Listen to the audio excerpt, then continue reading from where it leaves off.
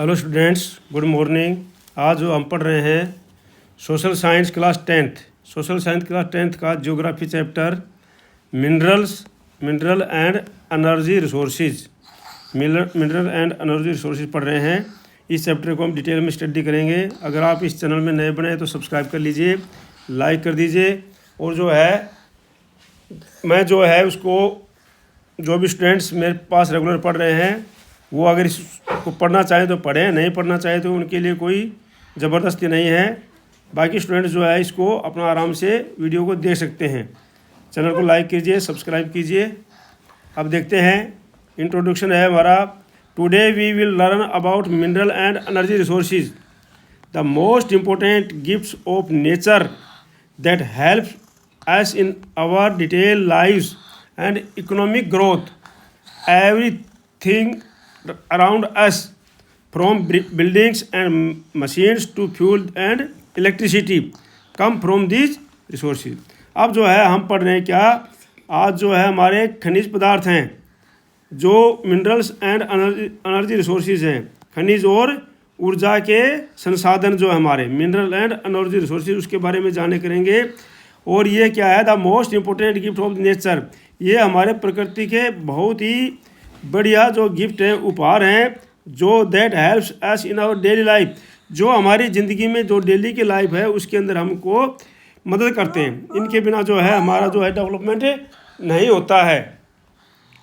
And life and economic growth, everything around us, जो भी हमारे चारों तरफ आप देख रहे हैं वो सारे के सारे क्या है, फ्रॉम बिल्डिंग्स हैं, मशीन हैं, फ्यूल हैं, इलेक्ट्रिसिटी हैं, कम्स फ्रॉम दीज रिसोर्सेज, वो सारे इन्हीं रिसोर्सेज से बनते हैं, इन्हीं सोर्सेज से लेकर इन्हीं कुछ संसाधनों से बनते हैं। तो आज हम इनके बारे में डिटेल में स्टडी है, कहाँ पर मिलते हैं, कैसे मिलते हैं, कितना, इस प्रकार से सब हमको स्टडी करेंगे। ठीक है ना। अब सबसे पहले है व्हाट आर मिनरल्स। मिनरल्स है क्या चीज़? तो मिनरल्स मैं आपको ये दोनों भाषाओं में सिखा रहा हूँ, इंग्लिश और हिंदी, क्योंकि दोनों भाषाओं के स्टूडेंट्स एक ही वीडियो में अपना अध्ययन कर सकते हैं, टीचिंग कर सकते हैं, लर्न कर सकते हैं, जो भी है। ठीक है नहीं। तो जैसे इंग्लिश में है, डेफिनेशन क्या है, minerals are naturally occurring substance that have a definite chemical composition and physical properties. They are formed by geological process और मिलियंस ऑफ ईयर्स। जो मिनरल्स हैं वो क्या है, हमारे प्राकृतिक पदार्थ हैं, नेचुरल ऑक्यूरिंग सब्सटेंस हैं, प्राकृतिक पदार्थ हैं, that have defined chemical composition, जो कि एक डेफिनेट मतलब निश्चित जो केमिकल कंपोजिशन से बनते हैं, एंड फिजिकल प्रॉपर्टीज, और जो भौतिक गुण उसके अंदर होते हैं उनसे वो बनते हैं। They are formed by geological process over millions of years, और ये कई सालों से जो प्रकृति के अंदर भूवैज्ञानिक प्रक्रियाओं से ये बनते हैं। जो भूवैज्ञानिक प्रक्रिया हैं, जियोलॉजिकल प्रोसेस हैं, उनसे ये बनते हैं कई करोड़ों वर्षों के उसे बनते हैं। एग्जाम्पल है जैसे आयरन है, कोयल है, कॉपर है, गोल्ड है, माइका और एक्सेट्रा है, ये वहाँ पर बनते हैं। ठीक है नहीं। उदाहरण है लोहा आयरन है, तांबा है, कॉपर है, सोना है। तो खनिज वे प्राकृतिक पदार्थ हैं जिनका निश्चित रासायनिक संगठन होता है, भौतिक गुण होते हैं। ये पृथ्वी की परतों में करोड़ों वर्षों में भूवैज्ञानिक प्रक्रियाओं से बनते हैं।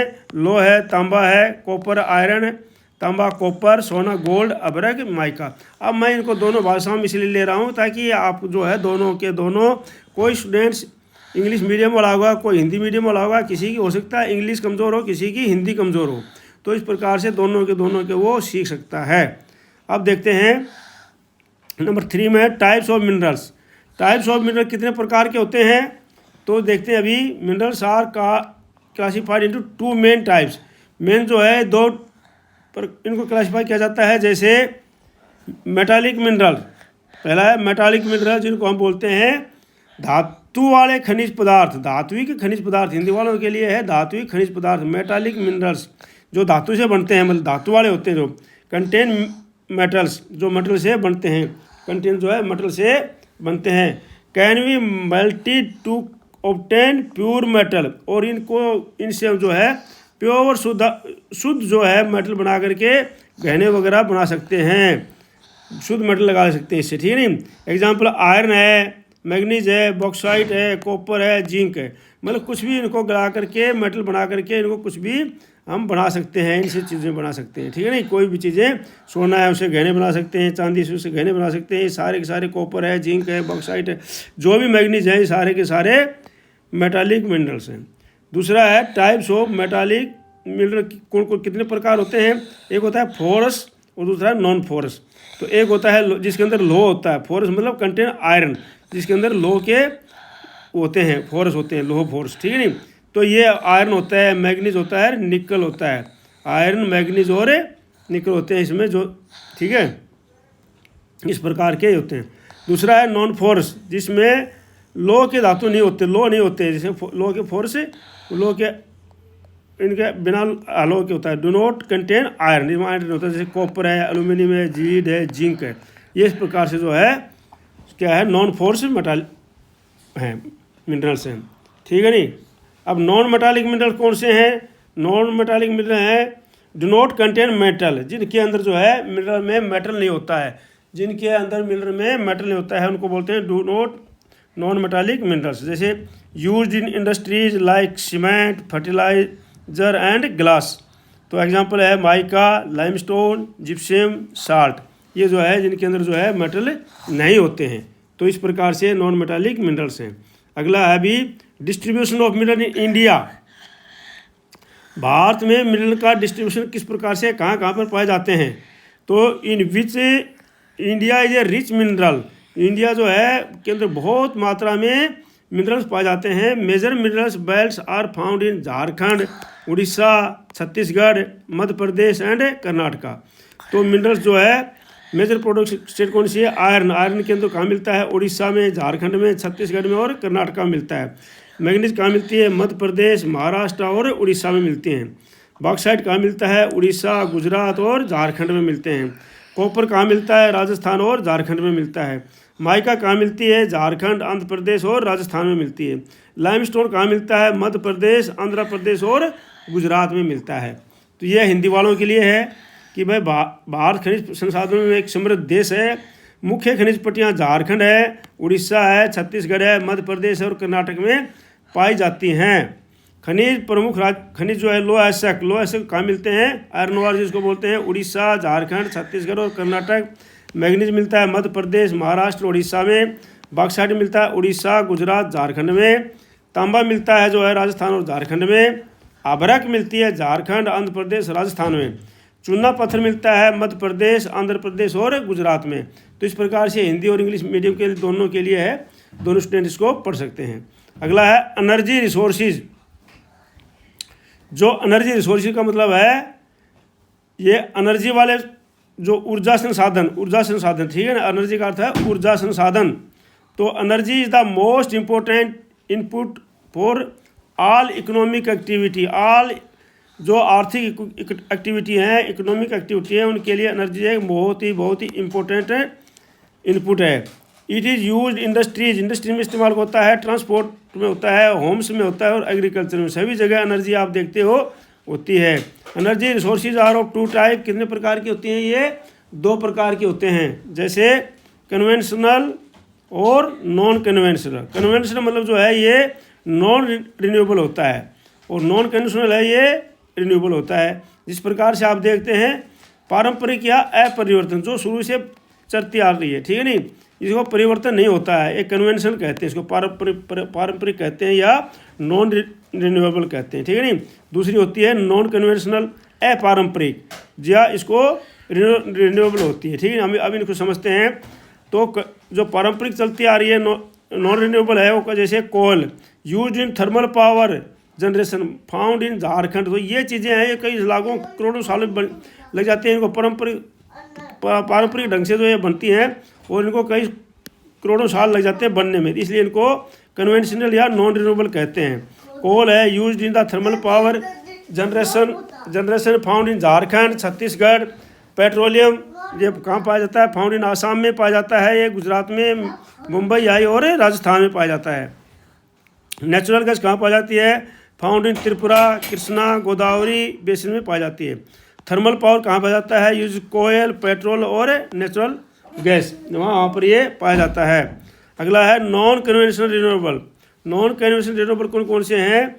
Renewable solar energy use in solar panel, जो सोलर पैनल में इस्तेमाल किए जाते हैं, आप लोग सभी घरों में सभी जगह लगाते हैं। ये राजस्थान में, गुजरात में और लद्दाख में मिलती होती है। विंड एनर्जी तमिलनाडु, गुजरात और महाराष्ट्र, अब आजकल राजस्थान में भी इसको लगाते हैं, ठीक है नहीं। हाइड्रो पावर जहाँ पर बहुत तेज़ हवाएं चलती हैं, हाइड्रो पावर हिमाचल प्रदेश और उत्तराखंड के अंदर पाई जाती है, ठीक है नहीं। हिमाचल प्रदेश और उत्तराखंड में पाई जाती है। ऊर्जा संसाधन सभी आर्थिक गतिविधियों के लिए आवश्यक है। इनका उपयोग उद्योगों, परिवहन, घरों और कृषि में होता है। ऊर्जा संसाधन दो प्रकार के होते हैं, हिंदी मीडियम वालों के लिए है पारंपरिक या अपरिवर्तनीय, कन्वेंशनल जिसको हम बोलते हैं। जैसे कोयला है, तापीय बिजली ऊर्जा उत्पादन में उपयोग झारखंड और छत्तीसगढ़ में पाया जाता है। पेट्रोलियम है, असम, गुजरात, मुंबई, हाई और राजस्थान में पाया जाता है। प्राकृतिक गैस है, त्रिपुरा, कृष्णा, गोदावरी बेसिन में पाई जाती है। तापीय ऊर्जा है, कोयला, तेल या गैस से प्राप्त होता है। अपारंपरिक या नवीनीकरण नॉन कन्वेंशनल जिसको बोलते हैं सौर ऊर्जा, सोलर पैनल द्वारा। ये सोलर ऊर्जा है, आपको पता है ये जो है रिन्यूएबल है, ये बार बार जो है आज आएगी, आज सोलर ऊर्जा खत्म हो जाएगी, कल सूर्य आएगा, फिर आज आएगी सोलर ऊर्जा, ठीक है। पैनलों द्वारा राजस्थान और गुजरात, लद्दाख में पाया जाता है। पवन ऊर्जा तमिलनाडु, गुजरात, महाराष्ट्र में पाई जाती है। जल विद्युत हिमाचल प्रदेश और उत्तराखंड में पाई जाती है। बायोगैस गोबर और अपशिष्ट से ग्रामीण क्षेत्रों में पाई जाती है। ज्वारीय और भू ऊष्मीय ऊर्जा कच्छ की खाड़ी और मणिकर हिमाचल प्रदेश में पाई जाती है। अगला है कंजर्वेशन ऑफ रिसोर्सेज। ये जो है यूज रिन्यूएबल एनर्जी रिसोर्सेज, एक सबसे पहले क्या है, इनको किस प्रकार से हम बचा सकते हैं। कंजर्वेशन ऑफ रिसोर्सेज को हम किस प्रकार से बचा सकते हैं, जो ख़त्म होने से, नहीं तो जो है ये ख़त्म होने के कार में पहुंच जाएंगे। तो इस प्रकार से हम किस प्रकार से इनको बचा सकते हैं। यूज रिन्यूएबल एनर्जी रिसोर्सेज, नवीनीकरण ऊर्जा स्रोत हैं जो उनका हम ज़्यादा इस्तेमाल करें। जैसे आपको पता है कि आजकल जो है सोलर वाली गाड़ियाँ, बैटरी और ये सब स्कूटियाँ और ये सब चलने लग गई हैं। Reduce waste and promotes recycling, जो वेस्ट है उसको कम करें और प्रमोट रिसाइकलिंग। रिसाइकलिंग मतलब दोबारा से उसको पुनर्चक्र करके साफ करके फिर उसको यूज करें। ऐसे मान लो फैक्ट्रियों से निकलने वाला हॉट वाटर है तो उसको दोबारा से ठंडा करके दोबारा से उसको इस्तेमाल कर सकते हैं। Adopt efficient mining and transport method, जो खनन है, जो हम खोदते हैं, परिवहन के आधुनिक तरीके हैं, उनको अपनाएं, आधुनिक तरीकों को। Create public awareness of energy saving, और जनता को जो है एनर्जी सेविंग करने के लिए अवेयरनेस करें कि कम से कम जो है एनर्जी का उपयोग करें। फालतू समय जब होती है तो सब चीज़ें, फालतू की चीज़ों को बंद कर दें। जैसे फैन चलते रहते हैं, बल्ब जलते रहते हैं, इस प्रकार की एनर्जी को हम बचा सकते हैं। आता है नवीनीकरणीय ऊर्जा, हाँ हिंदी में है, नवीनीकरण ऊर्जा स्रोतों का प्रयोग करें, अपव्यय कम करें और पुनर्चक्रण को बढ़ाएं। खनन और परिवहन के आधुनिक तरीके अपनाएं। ऊर्जा बचत के प्रति जन जागरूकता बढ़ाएं। अब इसका सारांश क्या है, कंक्लूजन जो है, सारांश क्या है इसमें। Mineral and energy resources are vital for progress but limited in nature. ये जो है हमारी खनिज और ऊर्जा विकास के लिए आवश्यक है, लेकिन क्या है, ये लिमिट है, सीमित में मात्रा में है। We must use them wisely and sustainably to protect them for future generation. हमें इनका संतुलित और सतत प्रयोग, लगातार प्रयोग करना चाहिए, सतत प्रयोग करना चाहिए, ताकि सतत का मतलब इस प्रकार से प्रयोग करें ताकि आने वाली पीढ़ियों के लिए सुरक्षित बचा रहे, इसको बचा करके इसका प्रयोग करना चाहिए। वाइडली सस्टेनेबल होता है, सतत मतलब आने वाले, सतत उपयोग में होता है, जो कि आने वाली जनरेशन को ध्यान में रखते हैं, जिसका इस्तेमाल हम करते हैं बुद्धिमानी से। तो इस प्रकार से हम इनका इस्तेमाल करना चाहिए। तो स्टूडेंट्स, ये था चैप्टर। आप हो सकता है आप हर एक पॉइंट में एक एक क्वेश्चन छिपा हुआ है, दो क्वेश्चन छिपे हुए हैं, तो आप जो है इनको ज़्यादा याद कर दीजिए, लाइक कर दीजिए और शेयर कर दीजिए। Thank you for watching video. May you live long, God bless you.